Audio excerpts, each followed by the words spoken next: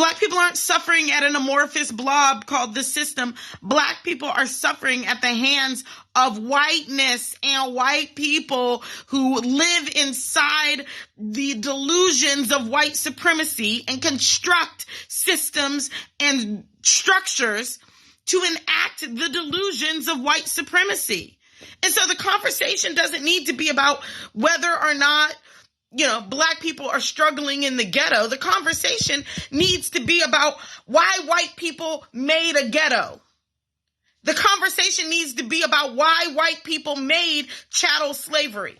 The conversation needs to be about why white people created redlining. If you're white listening to this right now and you feel yourself boiling over and you're getting angry, like, I have no white privilege, I don't have privilege, I struggle, stop. Take a deep breath right now. Don't turn this off. I challenge you. This is the work that Black America needs us to do right now.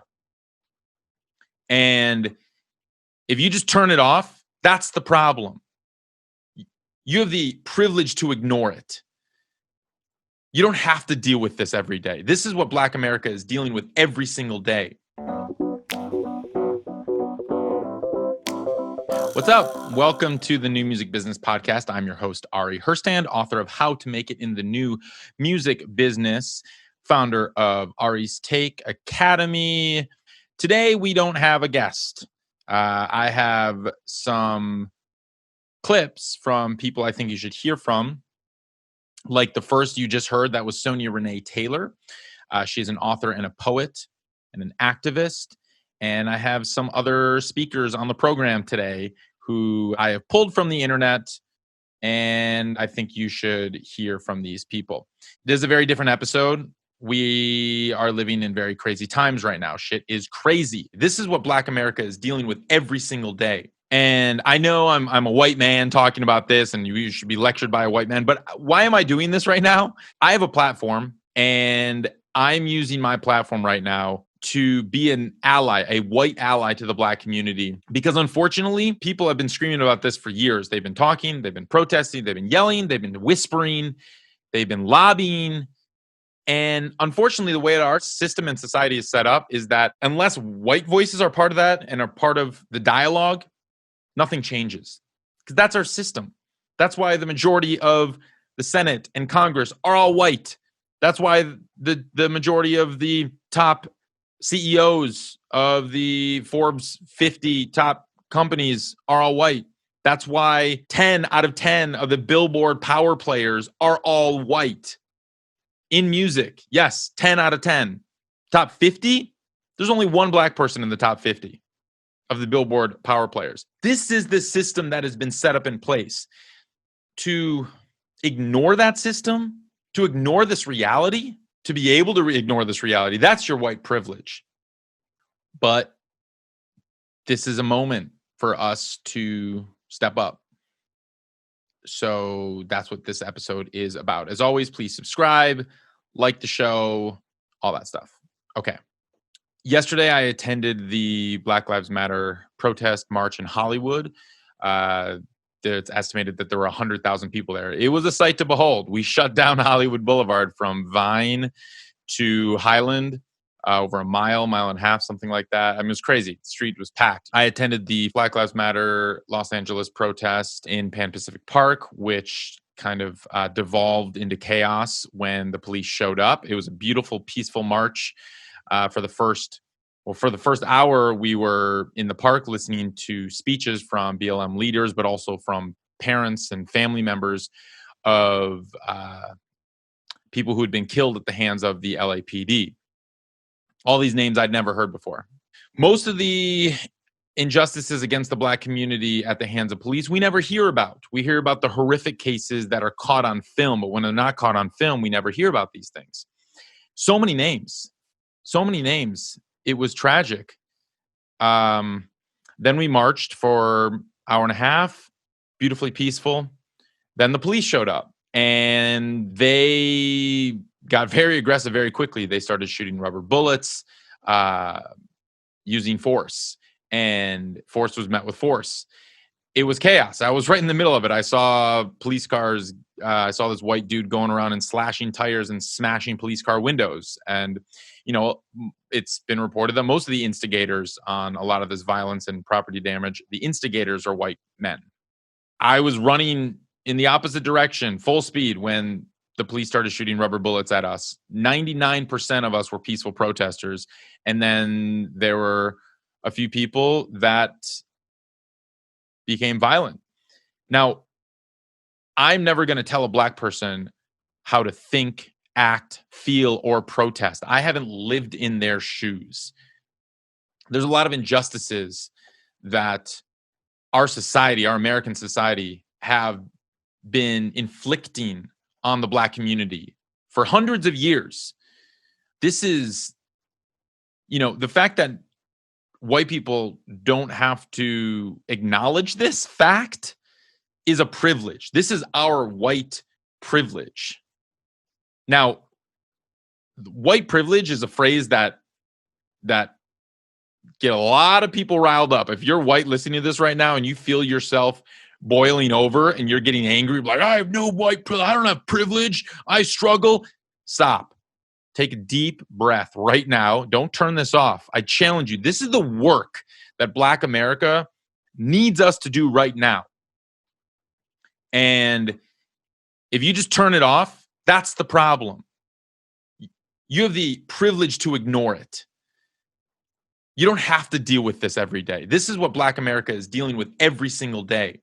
There's so much privilege. White privilege is not that you don't struggle. So please get rid of that fallacy that, I struggle, I've been through hard times, fine. That's not what we're talking about here.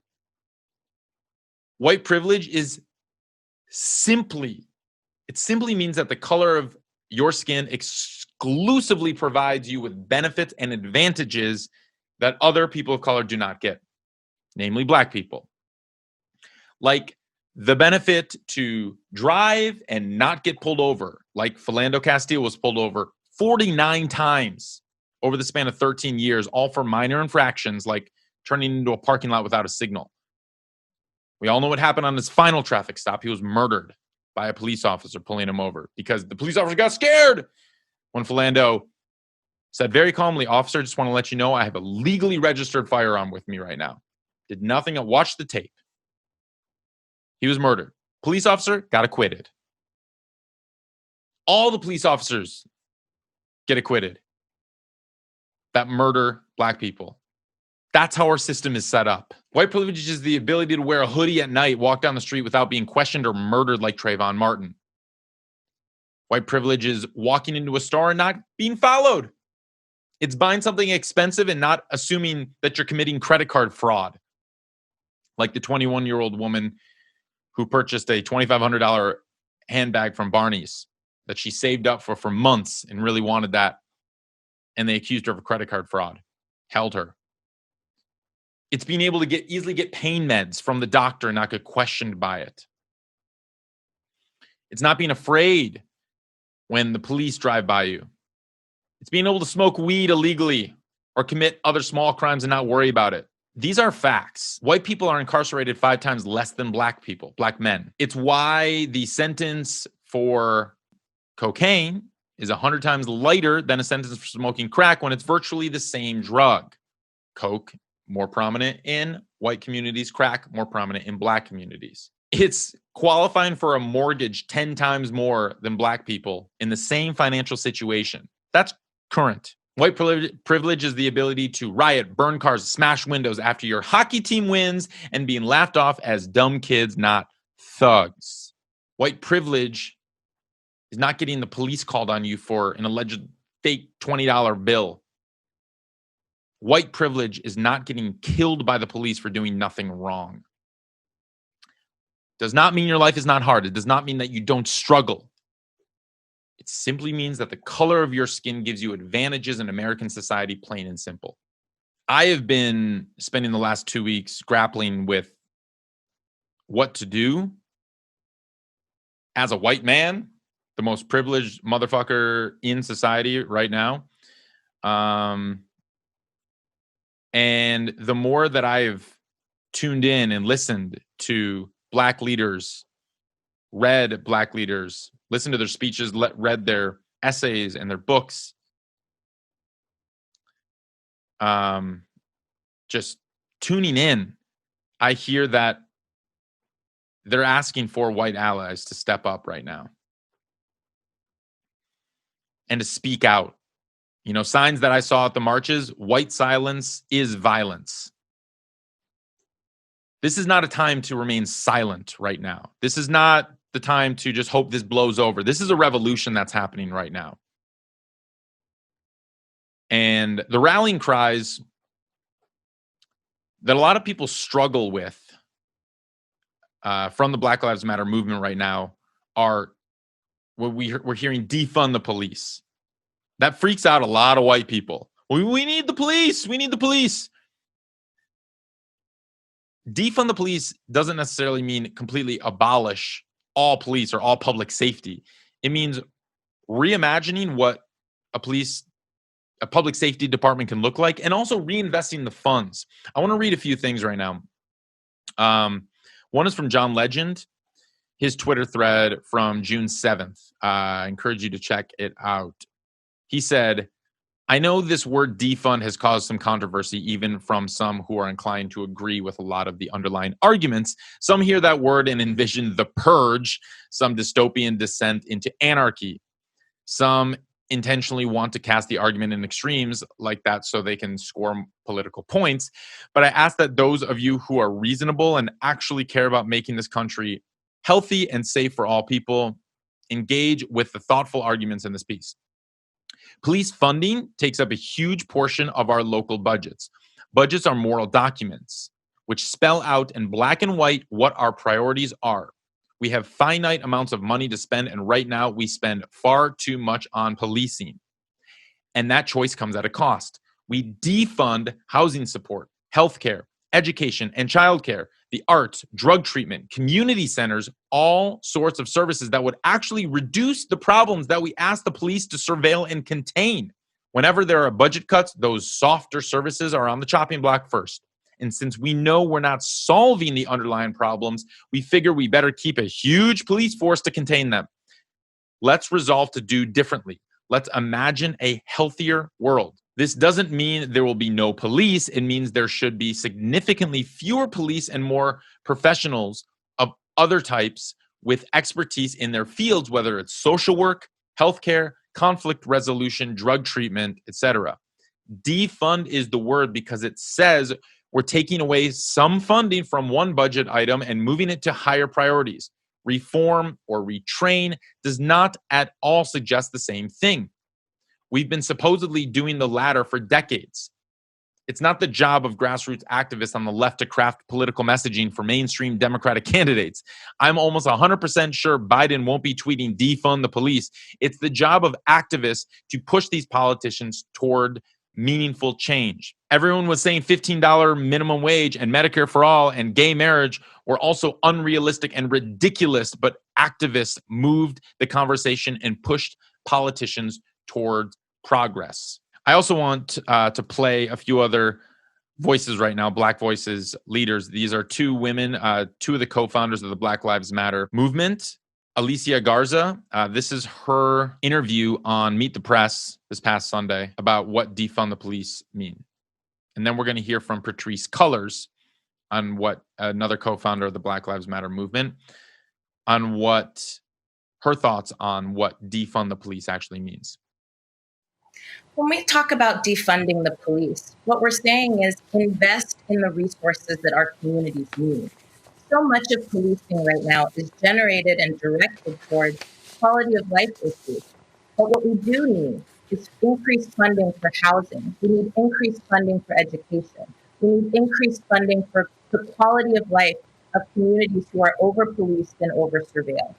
And so I would just ask all of us, are we willing to live in fear that our lives will be taken by police officers who are literally using their power in the wrong way? Or are we willing to adopt and absorb the fear of what it might mean to change our practices, which will ultimately lead to a better quality of life for everyone? And so again, I want to be very, very clear.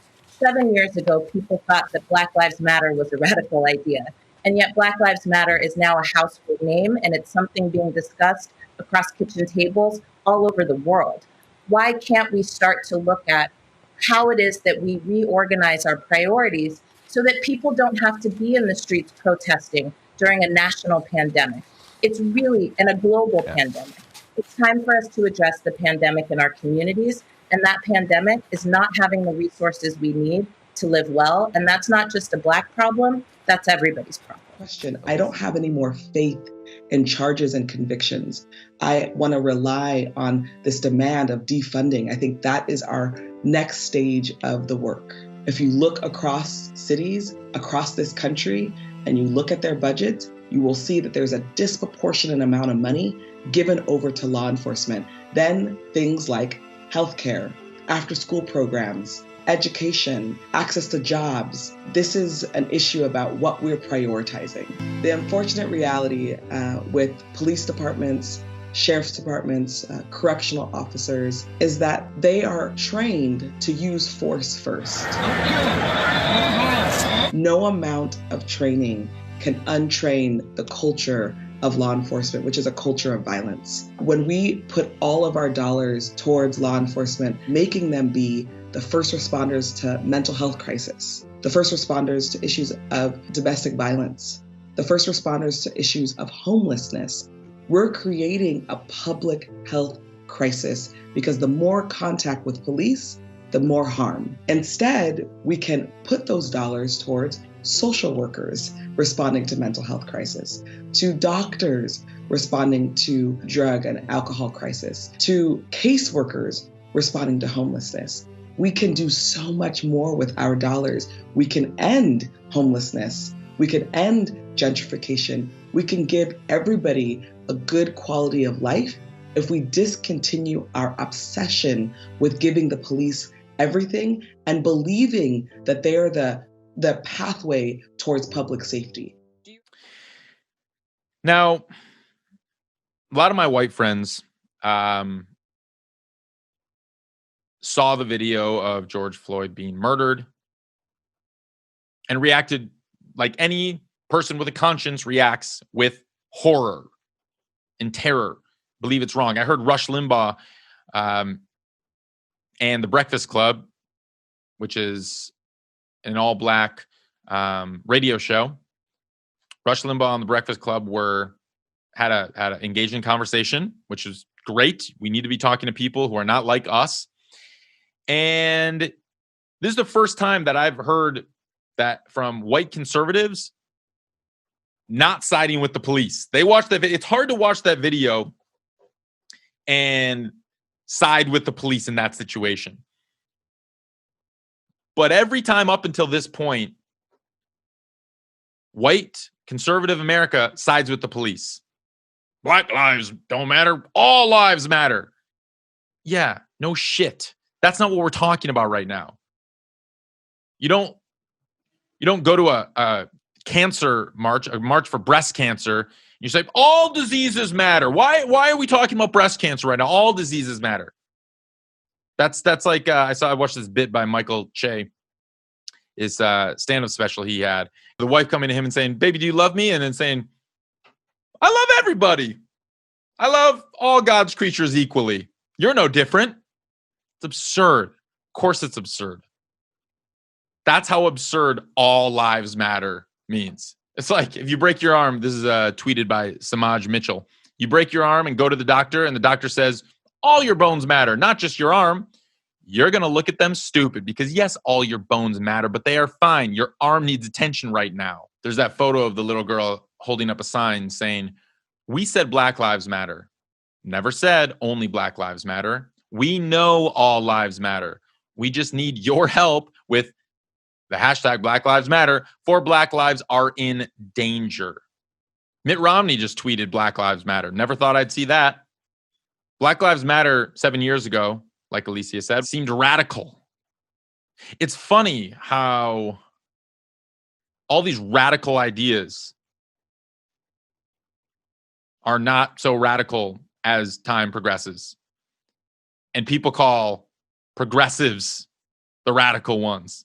We need progressives to progress future, to progress our society into the future. A lot of my white friends, yes, they saw that video of George Floyd and would express outrage, but people shouldn't be looting. People shouldn't be burning police cars. I want to play a clip from Trevor Noah, host of The Daily Show. When you are a have and when you are a have-not, you see the world in very different ways. And a lot of the time people say to the have-nots, this is not the right way to handle things.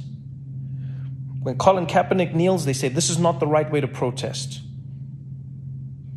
When Martin Luther King had children as part of his protests in Birmingham, Alabama, people said having children as your protest is not the right way to do things. When he marched in Selma, people said this is not the right way to do things.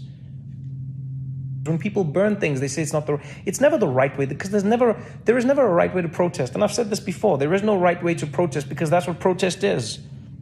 It cannot be right because you are protesting against a thing that is stopping you. And so I think what a lot of people don't realize is the same way you might have experienced even more anger and more just visceral disdain watching those people loot that target. Think to yourselves, or maybe it would help you if you think about that unease that you felt watching that target being looted.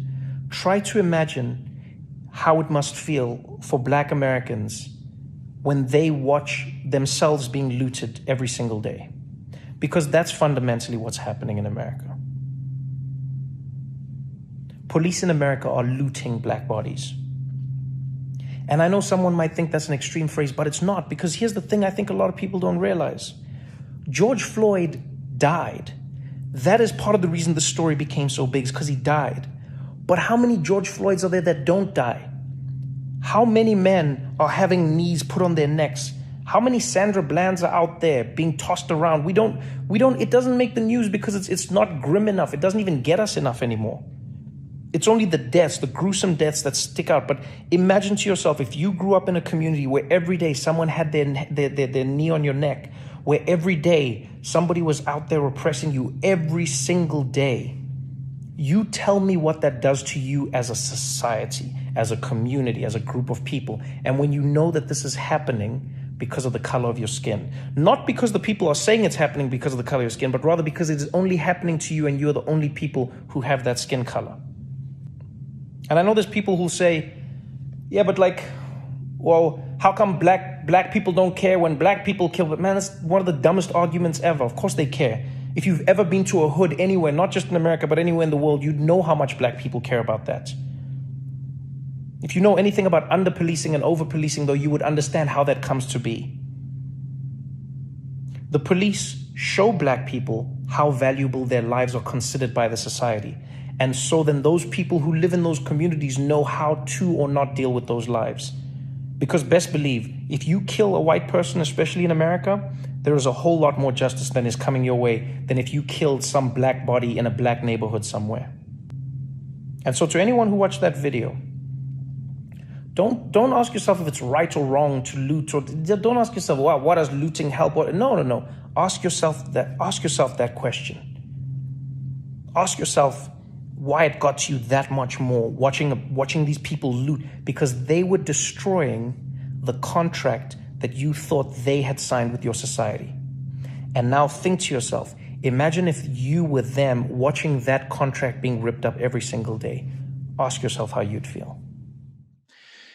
All right, so what should you do right now? What should we do? What needs to be done right now?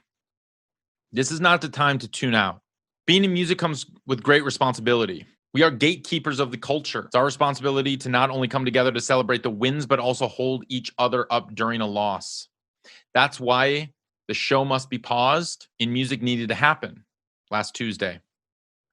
At Ari's Take, we took the day off. I gave my employees the day off to put in the work, to do the work. That was the point of the show must be paused, the Blackout Tuesday. The Blackout Tuesday was not a day off. That was supposed to be a day on. but to disconnect from the business as usual and to put in serious work on tuning in what's happening right now, listening to Black leaders, reading Black authors, and trying to understand why people are so upset right now.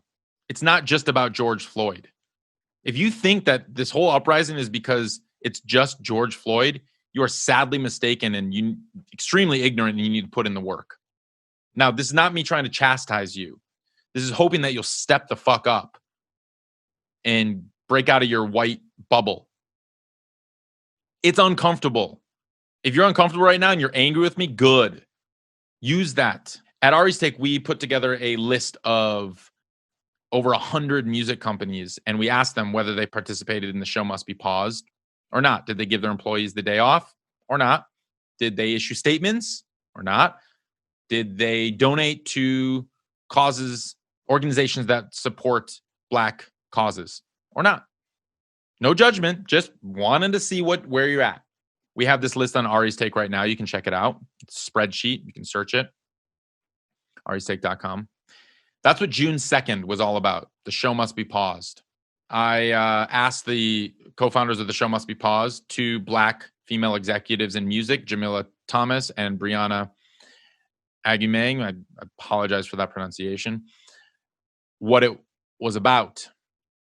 They wrote on the showmustbepaused.com, in response to the murders of George Floyd, Breonna Taylor, Ahmaud Arbery, and countless other Black citizens at the hands of police, the Show Must Be Paused is an initiative created by 2 Black women in music in observance of the longstanding racism and inequality that exists from the boardroom to the boulevard.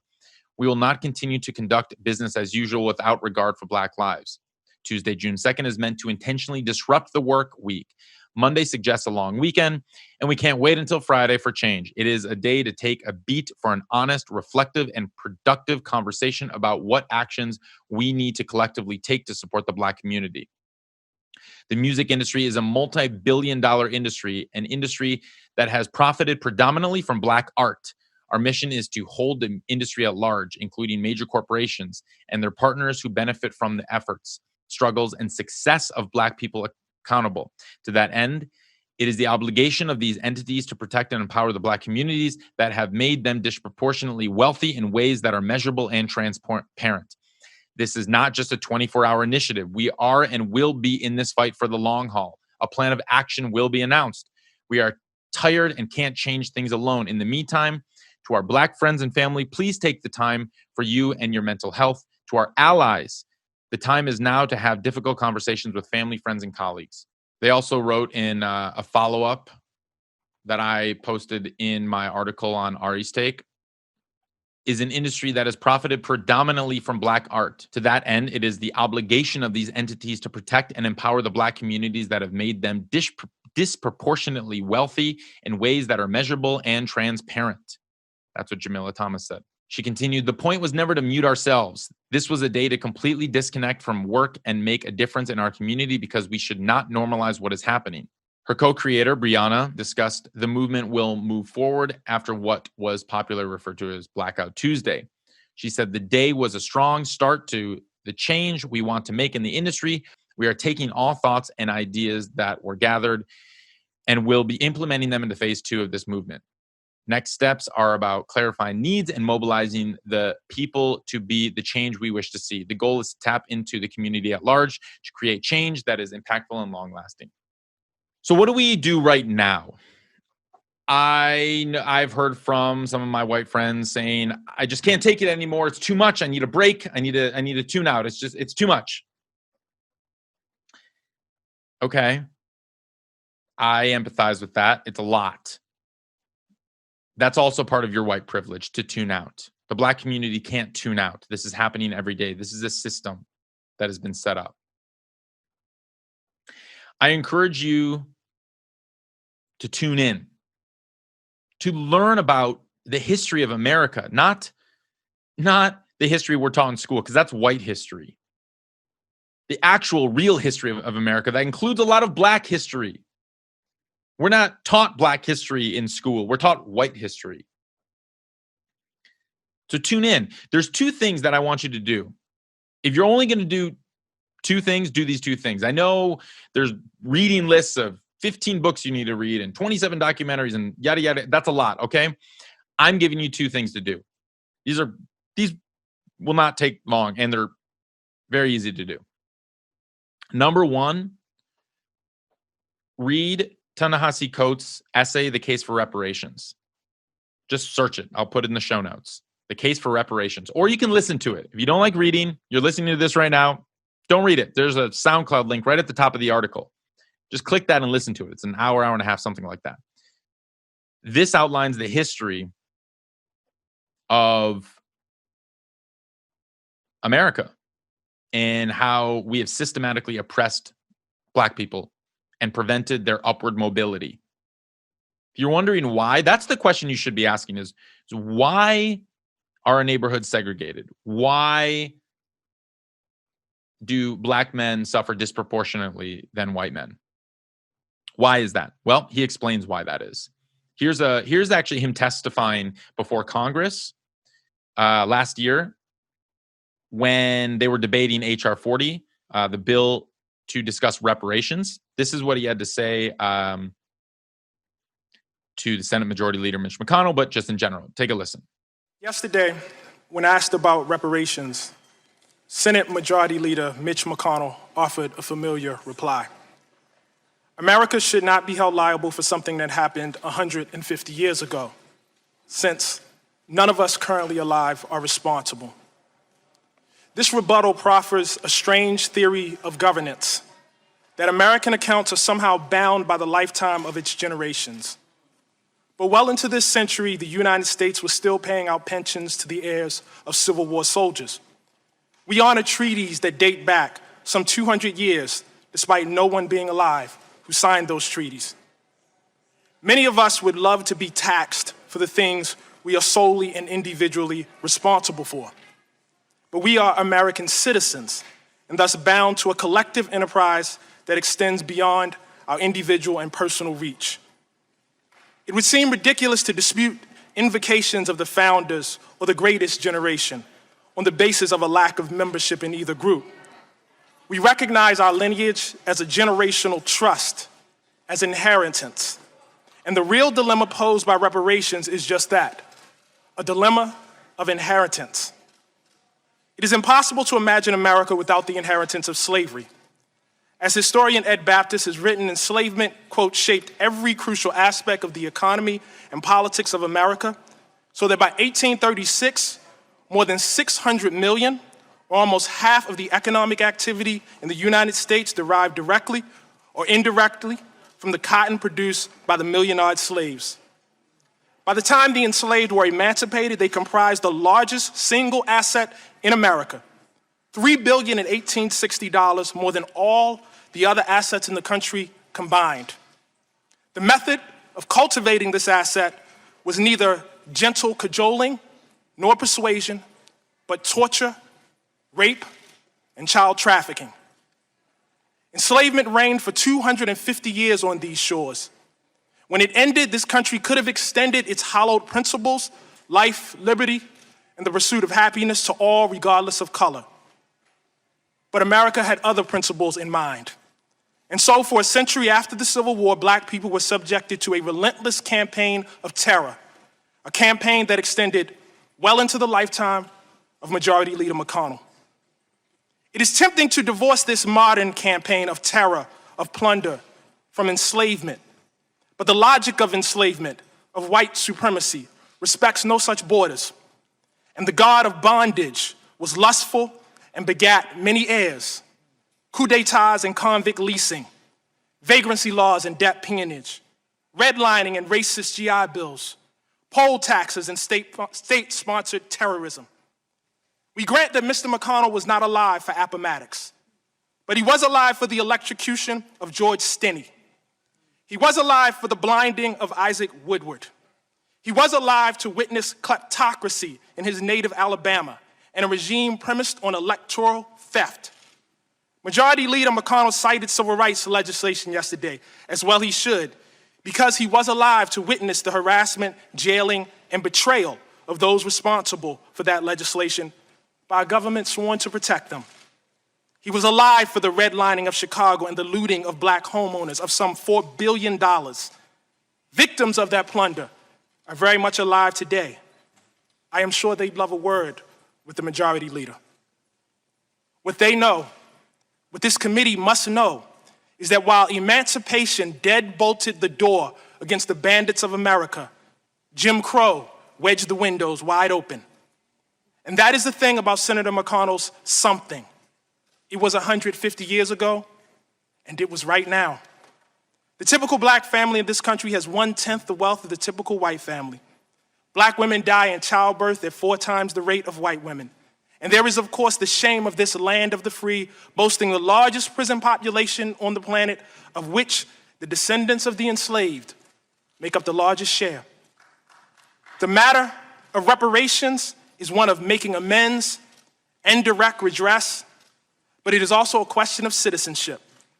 In H.R. 40, this body has a chance to both make good on its 2009 apology for enslavement and reject fair weather patriotism, to say that a nation is both its credits and its debits, that if Thomas Jefferson matters, so does Sally Hemings, that if D-Day matters, so does Black Wall Street, that if Valley Forge matters, so does Fort Pillow. Because the question really is not whether we will be tied to the somethings of our past, but whether we are courageous enough to be tied to the whole of them. Thank you. So please go read his piece or listen to it. Take that in. The second thing that you can do right now to kind of get yourself started, watch Ava DuVernay's documentary 13th. 1 out of 4 human beings with their hands on bars, shackled, in the world are locked up here in the land of the free. Khalif Browder was walking home from a party when he was stopped by police. Then they said, we're going to take you to the precinct, and most likely we're going to let you go home. And then I never went home.